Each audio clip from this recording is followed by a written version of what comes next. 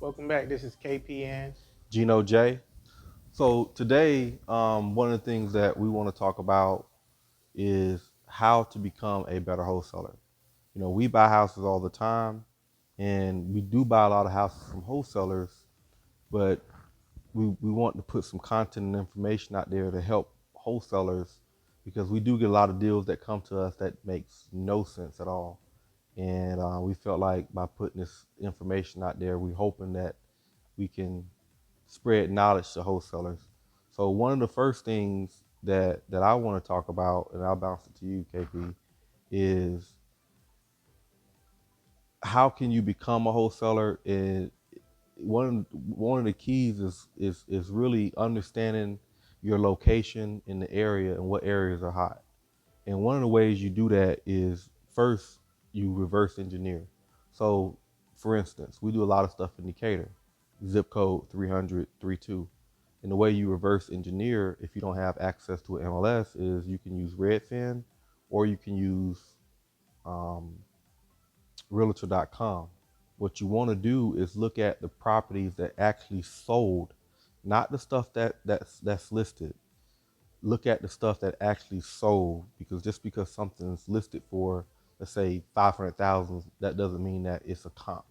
So looking at the stuff that actually sold and then paying attention to square footage.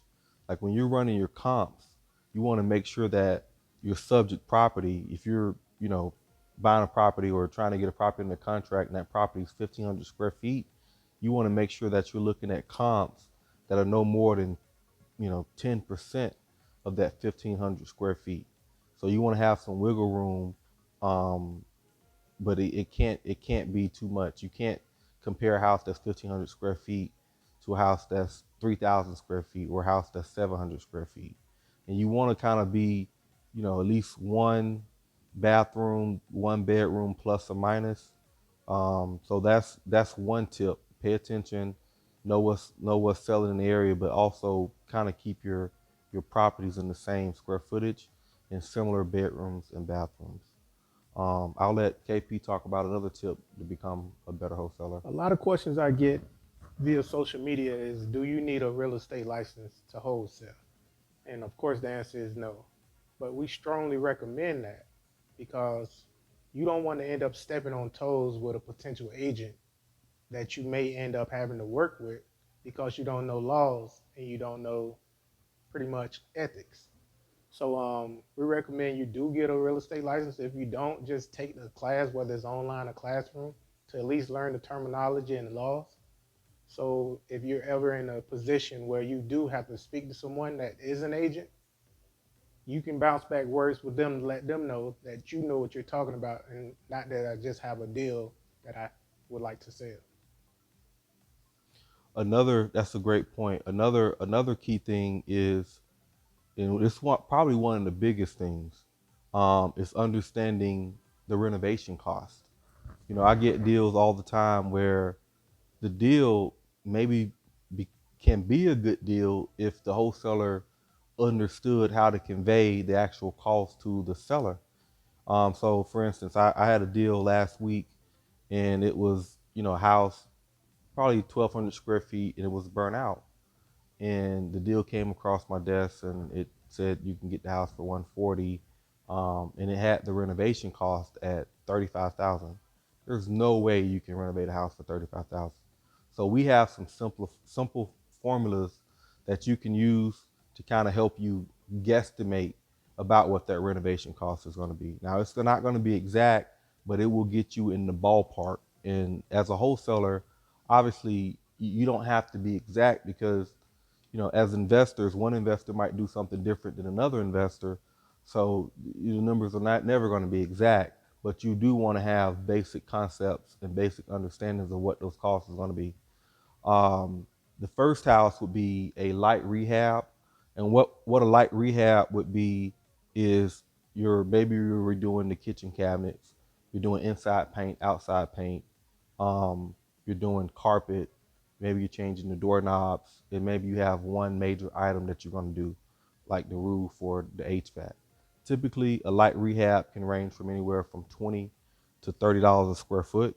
So let's say, for instance, if you have a house that is, 2,000 square feet, that house could be you know, anywhere from $40,000 to $50,000 in renovation costs, if it's somewhat of a light to medium rehab.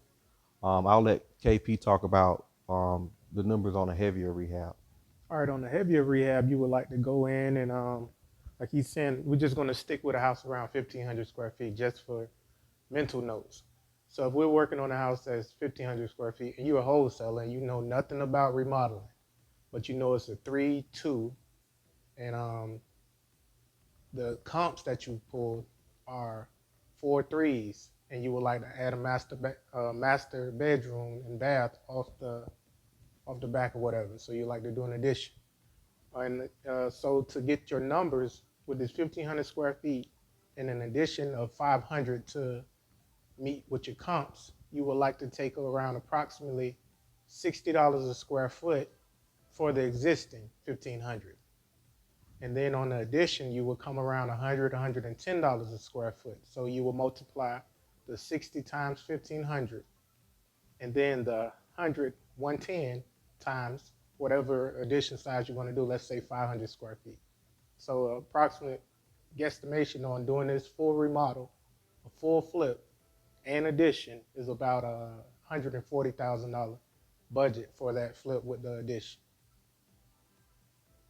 And just to kind of piggyback off what KP said, if you're doing a new build, you want to price a new build anywhere from 110 to $120 a square feet, and that's considered you're hiring the GC to do the work.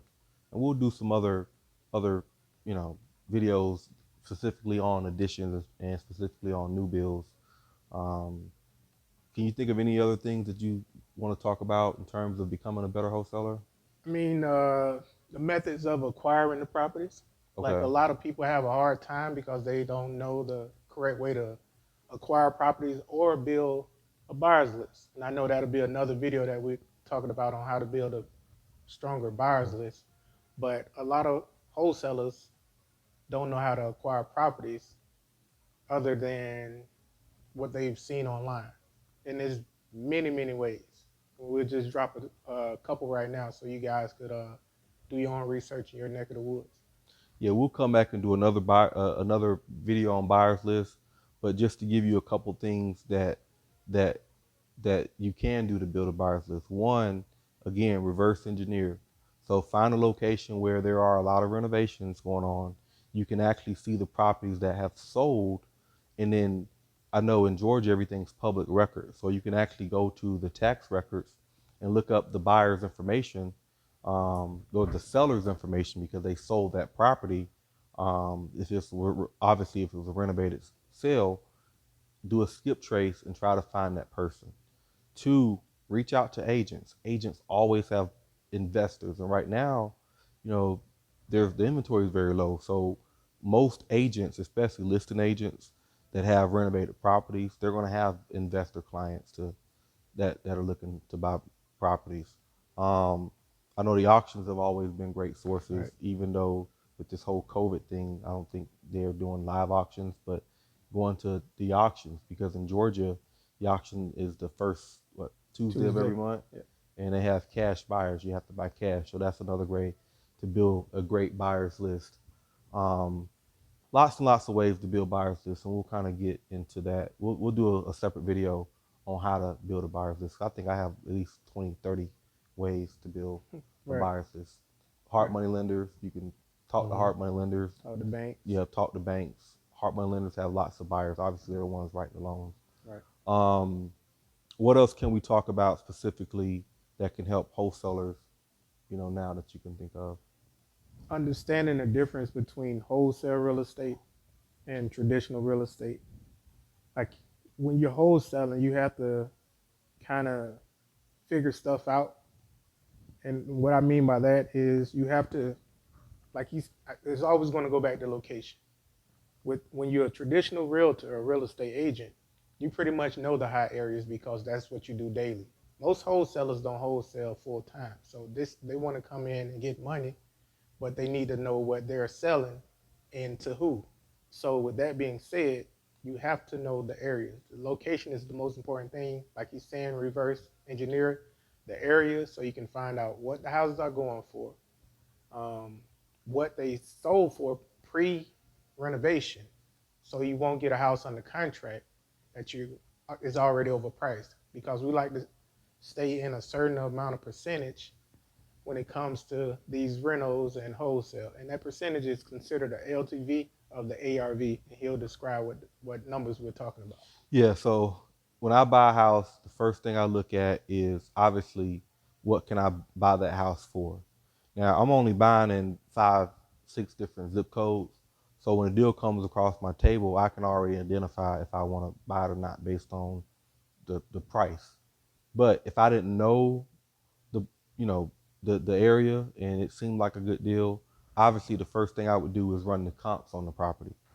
Once I came up with the value of what I think it would be after it was renovated, then I would times that number by 70%.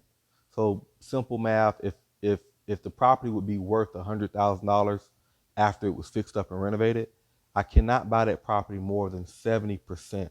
So that would be my max all-in number. Now I have to look at what it's going to cost to renovate the property. Right. At that price, maybe it's just carpet and paint. So if it's just carpet and paint, and something minor, and it was a $10,000 renovation, my max offer that I could purchase that property for would be 60,000, plus the 10,000 gives me my all-in 70%. Because a lot of people will you know, look at the 100,000 and look at what you're buying it for and think that and what you got in it, think that's all profit. If I buy a property for 70 and I sell it for 100, I don't make $30,000. One, if even if I pay all cash for the property, I'm still going to have a realtor fee. So 9 times out of 10, there's going to be a selling agent that I have to pay 10% or 3%. There's going to be a buyer, and typically in that price point, those buyers are going to be FHA, VA buyers, and even some conventional. They're all going to ask for some type of concessions. So typically in this market, you can pay 2, 3% in concessions. And then you're going to have your listing agent commission as well. So off top, you're at least going to be about 90 to 92% off of that 100 just in fees. Now, if you have if your rehab go over, or if you have carrying costs, if you got a loan on the property, then you have to calculate your loan cost. So that's the reason that we use the 70%. Obviously, if you get something 65%, 60%, those numbers are much better. But me personally, I won't go below 70% because then it's too risky, to invest in a property and not make a profit off of it. Right. And being investors such as Gene and myself, if we get a deal from a wholesaler and we see that the ARV is 200 after we run our own numbers and they're asking 130, we already know it's a no, because that's already at 65% LTV. And we want to be at 70. We know that it's not going to be 5% rehab costs on a house that's worth 200 that we're picking up for 135. So 130. So with that being said, just know your areas, know your numbers, because real estate, like any other game, is a numbers game. And if your numbers are out of whack, then you're probably gonna lose the game. One other tip that I thought about, that helped me when I was wholesaling, and I still do occasionally wholesale, but one thing that helped me really learn wholesaling, really get out there and start to meet your buyers. Like when you talk to a buyer on the phone, take time to say, hey, what are you looking for? Like, what can I help you find? Do you have any active properties that you're working on now that I can see in person? Because if you're a wholesaler and you can link up with a real buyer, he may can educate you on what he's actually looking for. Because when you become a wholesaler, I know when we will share with you on how to build a buyer's list and all that stuff, but when you really get good at wholesaling, you're going to find out that you're not going to have 300, 400, 500, 1,000, 2,000 people that are buying these properties. You'll probably end up with, 6, 8, 10, 12 guys that consistently buy properties. Because I buy 3, 4 properties a month. I have friends that buy multiple properties a month. So when you start to meet these real buyers, you're only going to have a handful of guys that are taking down the majority of your properties. So get with these guys, learn who the real players are, or when you meet people, see what they're doing and see what they purchased the property for, and ask a lot of questions, and understand how much money they're putting in those properties. So that'll make you a better wholesaler, because then you can go out there and actually find stuff that that that that they can relate to, and you already have a buyer for those properties. Right. So that's the little video on wholesaling to become a better wholesaler. I am KP, and GenoJ, we'd like to thank you for watching, and stay tuned for more videos. coming soon.